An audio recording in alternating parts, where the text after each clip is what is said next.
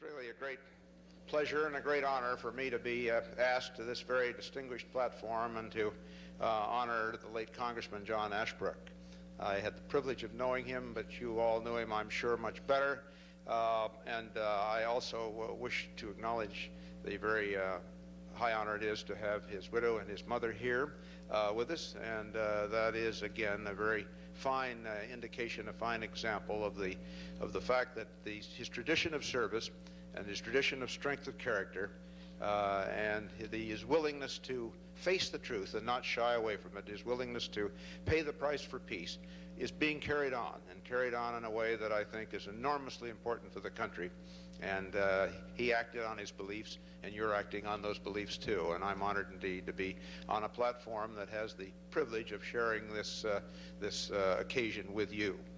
It's a great pleasure also to acknowledge the presence of an old friend, Governor Rhodes, and I'm delighted also to see Congressman Bob McEwen, who's had such a splendid record in the Congress.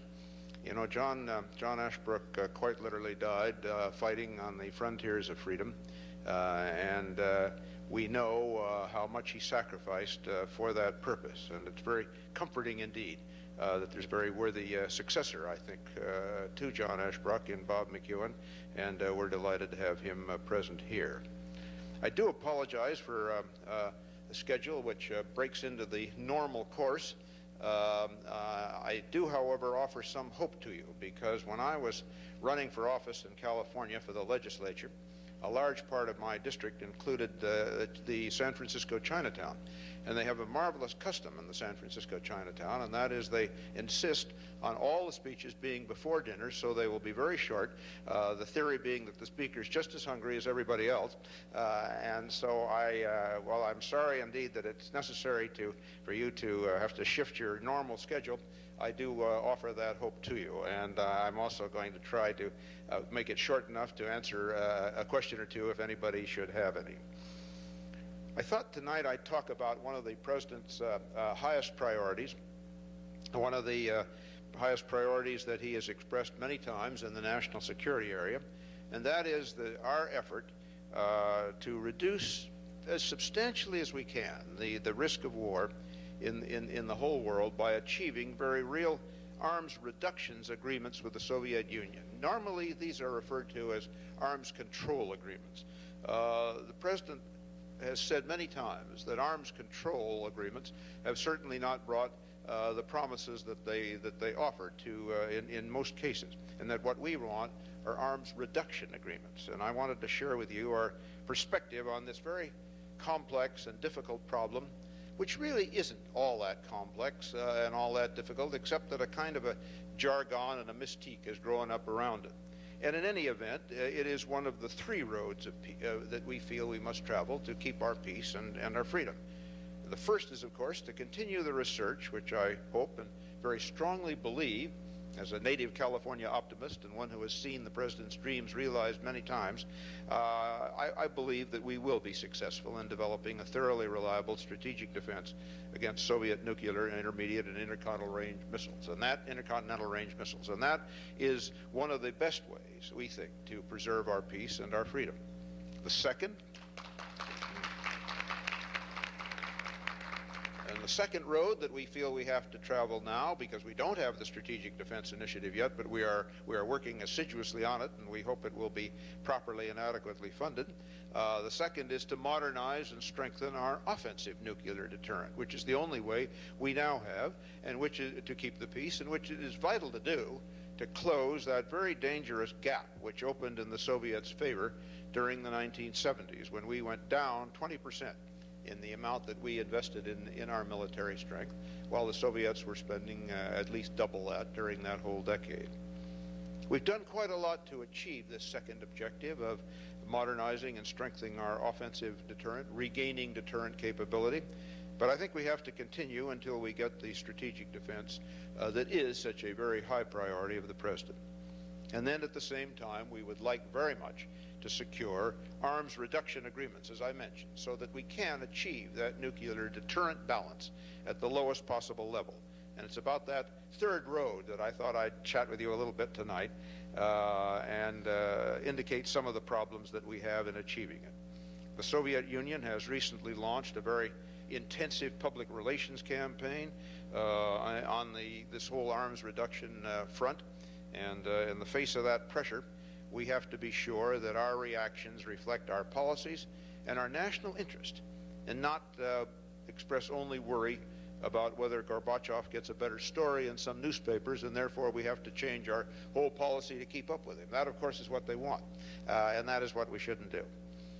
The Soviets' intention really appears to be nothing very new.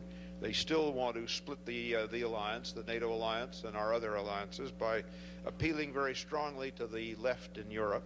They still want future summits to talk exclusively about arms control.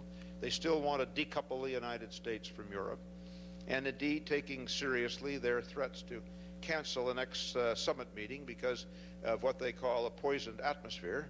And really worrying about that is a little bit like taking at face value a lecture on law and order by Al Capone. So that you really don't need, I think, to worry so much about the public relations aspects of our policies if we look at them and make sure that they're grounded in our own national interest. The summit, after all, is a means to an end. It's not necessarily an end in and of itself. There's nothing that is particularly significant about just a meeting or a gathering. What happens, what comes out of it, what we achieve is, of course, the important thing. It's not the be-all and end-of-all of our policy just to have a summit meeting. If the Soviet Union is really committed to the potential fruits of a successful summit, which is, of course, increased international stability and prospects for peace, then I would hope they would regard it as more than just a propaganda tool also that they pull out every time they want to intimidate the West. The Soviets could take immeasurably beneficial steps toward world peace if they would halt their supply of military equipment to Libya, but they haven't done that. They've kept it up, and they've tried to replace what has been done since the action that we took in Libya last 2 weeks ago. As we look back at that whole arms control process over the course of the years, we have to bear in mind that there have been a great many arms control agreements. There's been disappointingly little actual arms reduction, and that is the critically important way to test these agreements. We had a lot of high expectations in the 70s, but unfortunately a lot of these have failed to materialize. The SALT I agreement was characterized at the time as a freeze. It was signed in 1972, but after this the Soviet Union conducted an enormous military buildup, and indeed they have added in just the 12 years that we have been debating whether we should have an MX or not, our only major improvement in our ground-based intercontinental missile system. In that period, they have deployed and developed 8 new systems. So there wasn't much arms reduction there. The inherited structure of arms control, under which we were all to enjoy enhanced security and a more stable military balance and better relations, it now serves chiefly as a monument to wishful thinking. This isn't to say it was all bad. It wasn't. It had high hopes and high expectations, and they could have been realized. But we needed to bargain longer and get agreements that provided for reductions and not agreements that authorized increases of the kind the Soviets had apparently planned to make anyway. So when President Reagan took office, he set as a major goal of his administration preserving our freedom and the freedom of our allies and reducing the risk of war. And in order to do this, he proposed, first of all, that we regain the strength that we had lost and to end the erosion of our deterrent capability. And secondly, to enable us to regain that deterrent capability at the lowest possible level by proposing very real reductions in nuclear arms on both sides. He saw arms control as one crucial step toward an overreaching and overarching objective, and that was freedom from the threat of a nuclear holocaust. Well, I think we're making pretty good progress toward that end.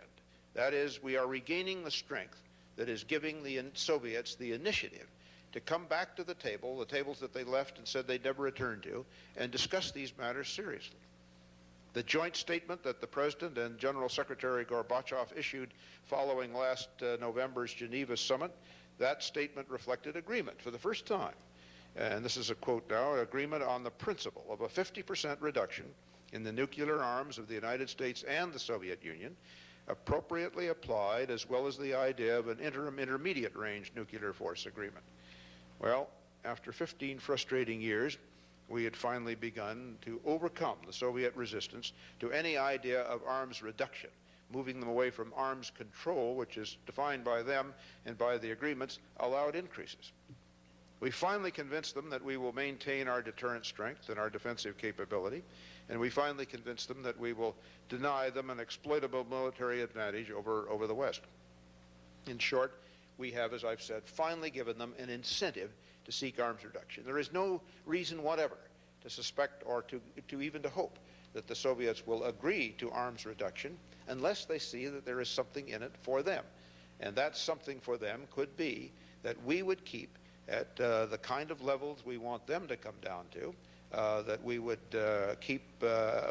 we would not try to get ahead, so to speak, or anything of that kind, but that we would modernize. There's a great tendency to measure all of these agreements and all of these discussions by a simple calculation as to the numbers of raw warheads each side has, and that isn't enough when you bear in mind the immense amount of modernization and increased accuracy that the Soviets have. When you look at the increased hardening of all of their targets, which we have not done, all of these things mean that you have to consider a lot more than just raw numbers.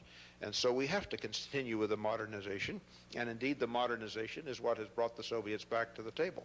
We would like very much now to hold at much lower levels than they have at present, and we would be glad to come down so that we were at parity. Running through all of this, however, is the requirement that these must be totally and completely verifiable agreements.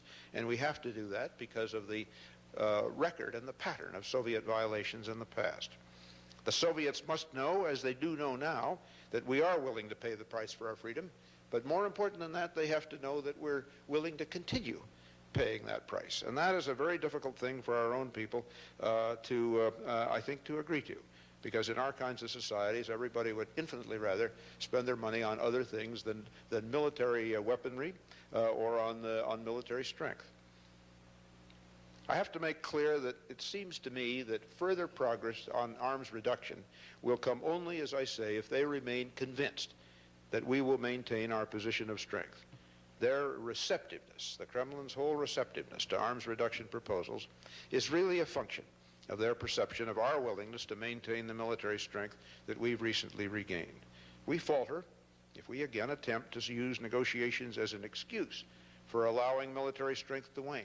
If we use the fact that we are at the table as a rationale for cutting back our expenditures, then they will ask themselves, why should they agree to any reduction when they can probably, as they believe, outweigh what they always call impatient democracies?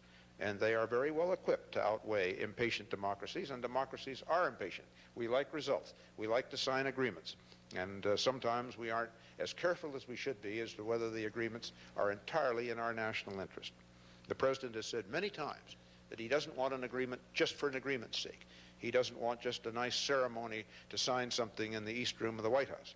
He wants to have an agreement that provides genuine reduction, is thoroughly verifiable, and that can keep us on our maintenance of our peace and our freedom, and at much lower cost and at much lower levels of armaments. But the link between our strength, our military strength, and the Soviets' attitude toward arms control can't be ignored.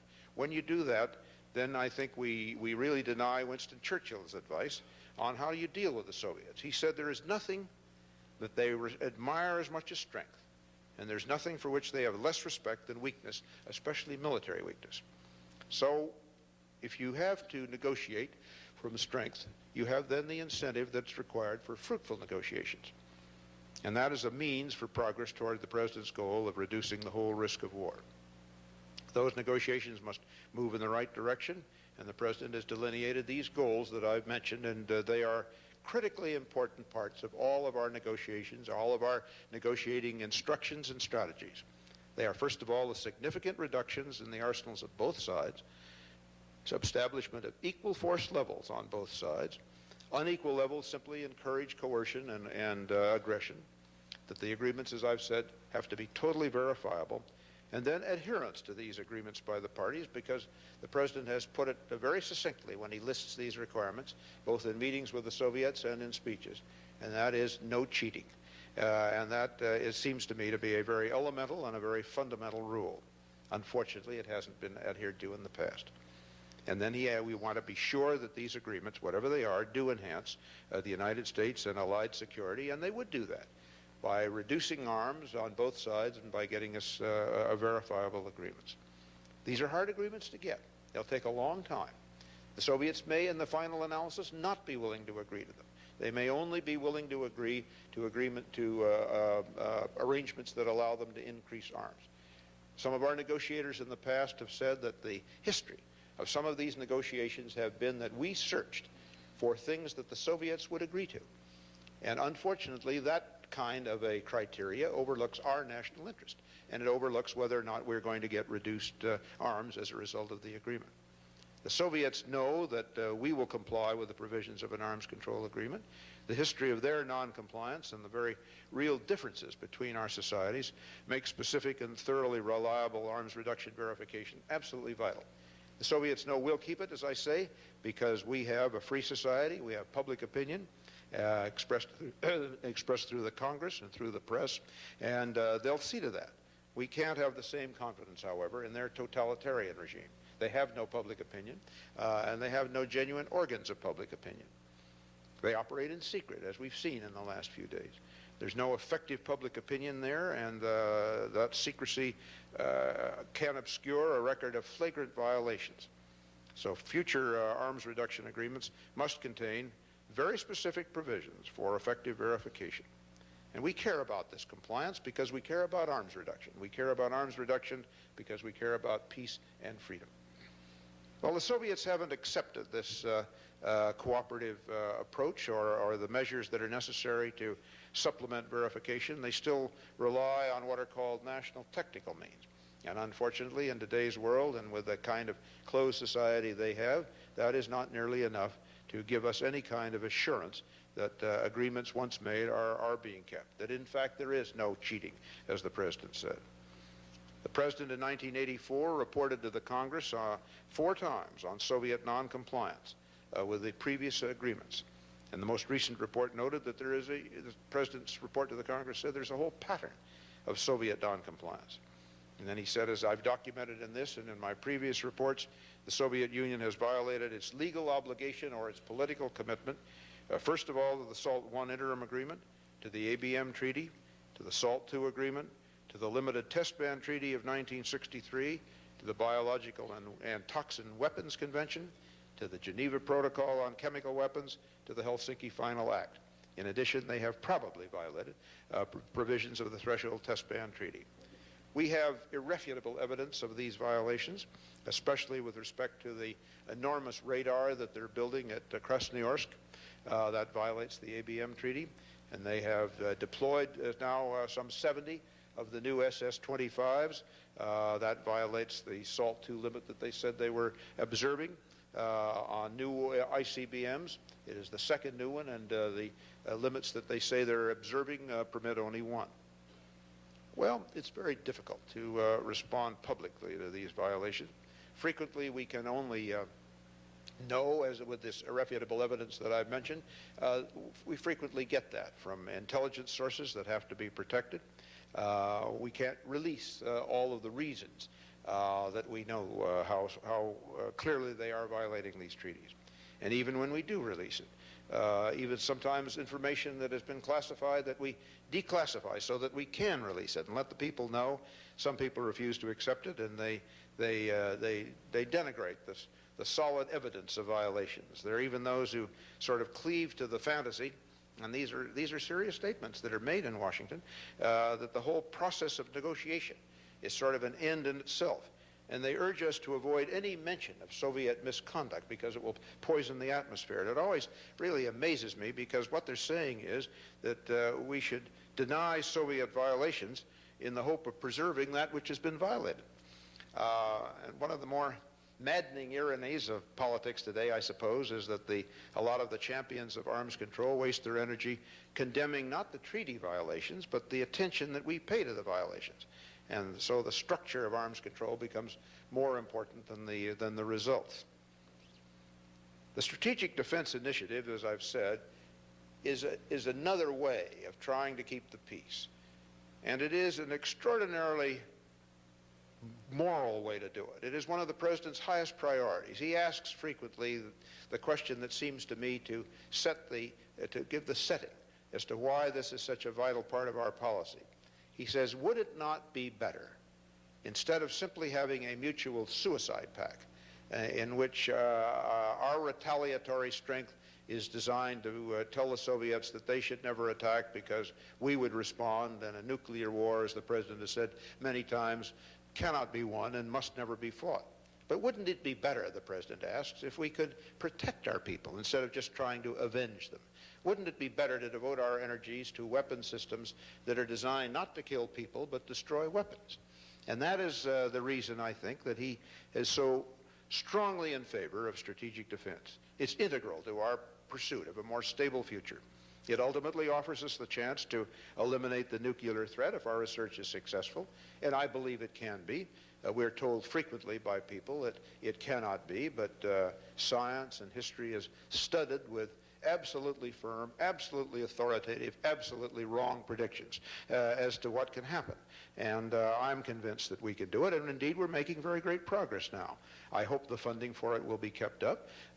Congress cut us over $1 billion in our request for the research last year, for this current year. I hope they will give us the full request this year. The Soviets are doing a great deal along this line, and even if it weren't morally right, and even if it weren't a better way to get the peace, we would have to do it in view of the Soviets' long investment, over 17 years of hard work in this field. They're already ahead of us in some areas, and they've invested about as much on various strategic defense efforts as they do on their massive offensive system. As I say, they have no public opinion, so there are no restraints on what they can do and what they can spend. They have already the only operational ABM system in the world, and they maintain very large civil and air defense, and they are researching very vigorously advanced technologies, laser and X-ray and directed energy and all the rest against ballistic missiles. So it is vital that we not let them proceed along this task unilaterally. Some have said, in going back now for a moment to arms reduction, some have said if we would only give up strategic defense, the Soviets would give us all kinds of good agreements in arms reduction. Well, there have been some vague statements to that effect. Mostly the statements are not vague when the Soviets say you must give up strategic defense if you want us to pursue arms reduction negotiations. And people have been a bit puzzled about that. There's nothing really puzzling about it at all. The Soviets have had a monopoly in this area for 17 years, and they want to keep it. And the president is very clear and very firm that we will not give up the research program that we're doing on strategic defense. And it is vital that we keep on with it.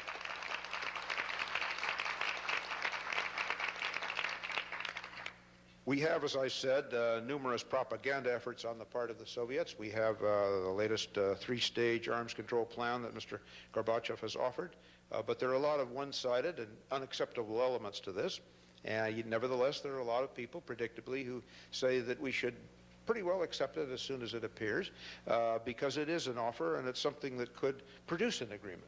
Again, the people who feel an agreement's more important than anything else. The president said in February 24th, in our view, the total elimination of nuclear weapons will require, at the same time, the correction of the conventional and other force imbalances, full compliance with existing and future treaty obligations, peaceful resolution of regional conflicts in ways that allow free choice without outside interference, and a demonstrated commitment by the Soviets to peaceful competition. And the Soviet plans that have been recently submitted pay no attention, they don't even address these very vital requirements. The first stage of their proposal would eliminate only the European-based, longer-range, intermediate-range nuclear forces. That would leave them with a great many of the SS-20s in Asia. The SS-20 is mobile, can be moved in any direction as a matter of hours or days. And the transportability, the mobility of it in the eastern USSR means a major threat, not only continuing to Europe, but to all of our friends and allies in Asia. So it would result, again, their position in unilateral Soviet advantage. Theirs is, you take yours out of Europe, we'll move ours from Europe to Asia. And that, again, is not the kind of agreement that we think offers any advance toward peace or any advance toward stability. And so, mindful of all of these considerations, our delegation in Geneva, under the President's instructions, proposed a plan to eliminate all of the U.S. and the Soviet-based intermediate-range missiles by the end of the decade. In the strategic weapons arena, we've deliberately tried to narrow the differences with the Soviets. People have said that we aren't forthcoming. The President, I believe, has changed our proposal something like 10 or 11 times to try to get some kind of favorable Soviet response. And in November '85, we presented a proposal based on this agreed principle, a 50% reduction that the President and Mr. Gorbachev agreed on at the summit in Geneva. And we proposed common limits on ballistic missile warheads at 1/2 the current number, 1/2 of the missile throw weight held by the Soviet Union now, and ballistic missiles and strategic bombers would be cut well below existing levels. A very comprehensive plan. But the Soviets' response to this was not only not constructive, but they've erected a great many obstacles to progress of all kinds. They've moved backward, really, from a whole definition that we had previously agreed to as what was strategic. Their definition now of strategic includes all of our intermediate-range aircraft and all of our intermediate-range missiles, but it excludes about 3,000 comparable Soviet systems. Their whole aim is to try to make us choose between defending ourselves and defending our allies. It goes right back to the position they've had for 40 years now, trying to break up NATO, trying to decouple us from Europe, trying to convince Europe that continued alliance with the United States is a very bad thing for Europe. And from the Soviets' point of view, it is, because as long as Europe and the United States remain allied and strong and mutually dependent for our defenses, the Soviet Union cannot prevail in their goal of trying to overrun Europe.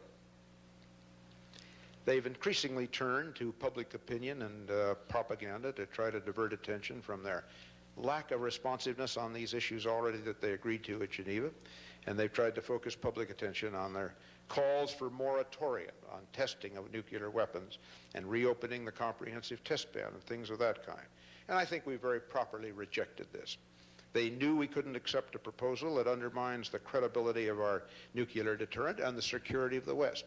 They knew that as long as their actions force us to rely on a nuclear deterrent, we have to know if those nuclear weapons work. It's just as simple as that. And this requires constant testing, and their proposals for test ban moratoria always come after they have completed a series of their own tests. And they're always designed to show various groups that are against nuclear weapons that they and not we are at fault. The President has stressed the importance of our continuing to talk about these testing issues, but he's also stressed the fact that we have to have verification of their compliance with any agreement that might be made, and he stressed the fact that we have to be free to test the weapons that we have, and that if we do not do that, we cannot rely on them, and if we can't rely on them, the Soviets will not be deterred by their presence. And so it is just as simple as that. Well, this is a long trail. It requires enormous patience. And the West and the democratic nations don't have much patience, as I said before. What we want is results. We all want results. But we have to bear in mind that sometimes getting no results, sometimes not signing bad agreements, and going back again persistently, time after time, to try to get good agreements is a far better course than a flashy and basically insubstantial rush to signing just a piece of paper. We know the Soviets. We know the way they enter these negotiations. Their attitude really is what's mine is mine and what yours is negotiable. And we know that, their whole goal is world domination. It has never changed. We know that we have to fulfill our role in history, which is the same as it has been since we offered a great beacon light of liberty to oppressed peoples all over the world, the promise of a new society in the United States, the promise of a society that John Ashbrook spent a great deal of his life trying to realize, and that we must continue to do. We have a moral obligation to try and try again with arms reduction agreements. We have an equally high moral obligation to make sure that those agreements are things that advance our national interest and advance the cause of peace and freedom and liberty throughout the world. Bear in mind that peace alone is not enough. There is a tortured kind of peace in various countries in Europe where they are not technically at war. But peace without freedom is not a peace that can be enjoyed, nor is it a peace that can bring to us.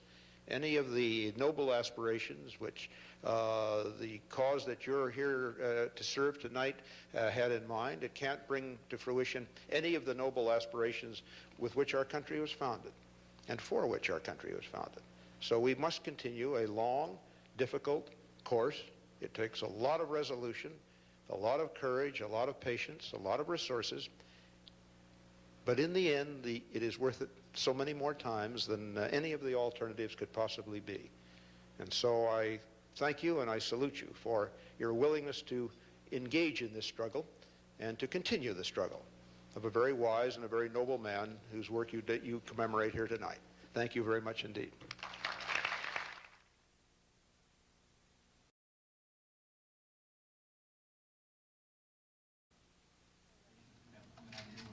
Well, the president's quite active for a lame duck, and I think the Soviets appreciate that. I don't think the Soviets have, or should have, or anybody should have any feeling that there's going to be any coasting or anything of that kind. I think the events of the last few months have demonstrated that amply, and I think the incentive that the Soviets have to negotiate is the incentive that we've been working on since 1981, and that is regaining our strength, regaining enough strength so that the Soviets know we're willing to pay the price of peace.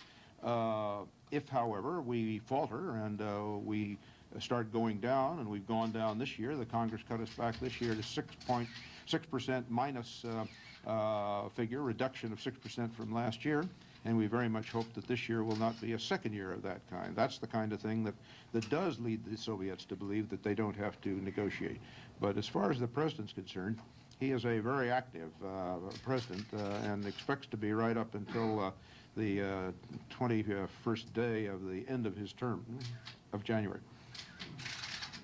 Mr. Secretary, Secretary of State Schultz said that the U.S. should consider using covert action to weaken the Libyan regime of Colonel Muammar Gaddafi. Do you agree with that? Well, I don't. It's not a question of agreeing or disagreeing. If an action is going to be effectively covert, the first rule is you don't talk about it. So I think that we want to do what we can to make it clear that terrorism as practiced by Mr. Gaddafi has a very high price to it, a price that's too high for him to be willing to pay.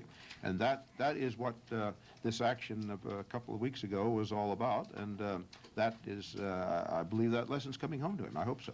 Mr. Secretary, if there is evidence against other countries participating in terrorism, considerably Iran or the Syrians, would the U.S. retaliate? Well, there you go again, as they say. That's another of those hypotheticals, and we can't really deal with those. We try to deal with actual situations. But there is no doubt that Iran has certainly and Syria have certainly practiced and utilized some terrorist acts in the past. But where are those aircraft carriers that were involved in that 2 weeks ago? Where are they now? Well, there are aircraft carriers, naval presence in the Mediterranean. We don't go into any specific ship locations, but we have very strong naval forces in the Mediterranean, and we have had naval presence in the Mediterranean since the United States began, and we will always have to have. That's a very vital part of our national interest, and we will be there all the time in the Mediterranean, and we have very strong forces there now. We don't go into any specifics as to which ship is where at any given time. Secretary, what signal would the dismantling of the two Poseidon submarines send to the Russians on disarmament, and have they made that decision yet? No, there hasn't been any formal decision made. The President has indicated that he is seeking and is doing the process of general consultation with European allies. He has said that he feels that two submarines that are approximately 30 years old, you'd have to consider very carefully, totally aside from SALT II or any continuation to observe various limits and so on. You'd have to consider whether it's cost effective to spend quite a lot of money changing the reactor cores and generally rehabilitating two submarines whose whole life is so nearly expiring. So that I don't, it was really more based on the effectiveness, whether that's the highest priority for the limited resources we have to spend money on ships that were that old. And so it's much more decision along that line than anything else. But it isn't a formal decision yet because there is consultation going on with the allies. NATO alliance, considering the European allies' reaction to the Libyan attack? Well, I think the NATO alliance is very strong, and I think it's very unified. France is not formally a military member of NATO. They are a member of all the other aspects of NATO. But I think that basically the NATO alliance is quite strong. I think we're very unified. I think that the very courageous decision of Mrs. Thatcher that it would be proper for us to use the facilities we have in England for that action is an indication of how much strength there is in NATO and in our traditional alliances. It's vital that the NATO alliance be strong. One of the principal Soviet objectives for 40 years has been to try to destroy NATO and try to weaken America's links to the defense of Europe. And I very much hope that that policy of the Soviets never succeeds. So we do a great deal to make sure that the alliance is strong, remains strong, and I think that's a necessary work and a necessary policy. Mr. Secretary, along those lines, do you see the nuclear catastrophe in Russia strengthening that position because it shows that Russia doesn't even consider for its own people, let alone its neighbors? Strengthening which position? The NATO position. Well, I think that NATO members, particularly the governments and particularly the ministers of defense and so on who work in these areas all the time, realize that there's a great deal of additional strength in NATO's unity. I think they realize that there's a great deal of NATO's an increasing necessity for the kind of alliance that NATO has been all these years because of the growing military power of the Soviets and the Soviets' basic outlook and the growing threat that they pose to all of us, but particularly, of course, to the European countries that are so close to them. Excuse me, this is Congressman McEwen, and I know you know that. I didn't want to monopolize all of this, but as the questions get more and more difficult, I want to turn to him increasingly frequently. Mr. Secretary? Yes. The United States Defense Department operates 5 nuclear power plants in the United States without containment facilities. And one of those is Hanford, Washington. I think Hanford's the only one, really. It's the only one with a graphite moderator that is in the United States. That is really in no way comparable to the Soviet reactor. It's had 23, 24 years now of really error-free and accident-free service. It is used in the manufacture of many of our weapons systems.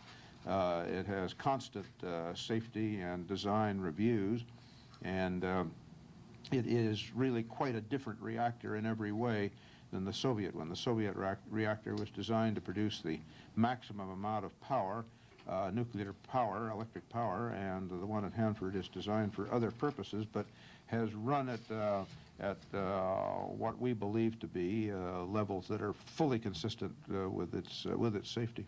Well, I think there was a study done that said it would cost $850 million in order to build that containment dome for that facility, or maybe it was known as stuff. I guess I didn't hear the beginning. Is what? Wasn't there a study done, the Defense Department did a study, and they concluded it would cost $850 million to build a containment facility? Well, there have been a number of studies about additions or improvements or changes that could be made at Hanford, including building new reactors and all of the rest. But the containment the containment facility at Hanford, and really confinement, I think, is a better word. It has been judged repeatedly now by the safety studies and the design studies and the design reviews that are held all the time to be fully adequate for its purpose, bearing in mind the levels at which it is run and the purposes for which it is there. It is really in every way a different reactor. The only similarity is the fact that it has a graphite moderator. Mr. Secretary? Yes. General Abramson was quoted recently that saying that Congress, we should shift our approach to the military budget from using the equal power or slightly the Soviets to judging systems on their affordability. Do you share that view? No, what he was saying was people were talking to him about the fact that it was very hard to compute the cost of the strategic defense initiative. And what General Abrams, and it is, of course, hard because we don't know precisely which way we would go. That's what the research program is for. It's designed to show which is the better ways to go to produce a thoroughly reliable defense against Soviet missiles. And what General Abramson was saying was that one of the criteria for judging ultimate deployments would be affordability in the sense of what kind of protection would it bring us, what kind of protection would it afford us, and what was that worth. The conclusion that he has drawn from all of that is that the value of a country that is a value of a system that would save the country from incoming nuclear missiles of the Soviets by destroying them outside the atmosphere is almost incalculable, and that value is one of the things you have to take into consideration if you're talking about how much should be appropriated for it. There have been a lot of people who are saying, oh, we can't afford this. And what General Abramson was saying, as I understand it, was in computing affordability, you want to figure the benefits. And the benefits are really remarkable. The actual cost is something that we would know as we got further and further into the research. But he was also making the point that it's vital to do the research so you can judge these affordability questions. And again, if you can achieve the result, which I think we can, of destroying Soviet missiles in a thoroughly reliable way and doing it outside the atmosphere of the Earth, the benefits of that would outweigh almost any other consideration. May we have a last question, please? Mr. Secretary, you said defending the defense build-up that you thought there was still room in the budget for domestic cuts. Could you give us a few examples of areas you think we can cut? Well, there was one cut that the Budget Committee recommended, although it was the only domestic program that they recommended be reduced, and that's a work incentive program. And that's not only because it's quite expensive for each job that can be obtained for it, but that there is serious question as to the need for it in these kind of extremely buoyant economic times. And yet that one program that they recommended for abolition was restored by the Senate by a fair-sized margin. And I think that is an example of the kind of thing that could be done. I think we could sell a couple of the airports we run that we don't really need to run as a federal operation. I think we could do a great deal to remove a lot of the subsidies that go to various activities that don't benefit people of very low income. There are a whole lot of programs that have all been identified in the President's budget. The President's budget, which nobody seems to want to consider, is a budget which would enable us to meet the Gramm-Rudman deficit reduction targets, wouldn't require any tax increase, and would give defense $19 billion more than the Senate vote did. So that's the kind of program that we think is one that should be more seriously considered by the Congress. Thank you, Mr. Secretary. Thank you very much. Thank you.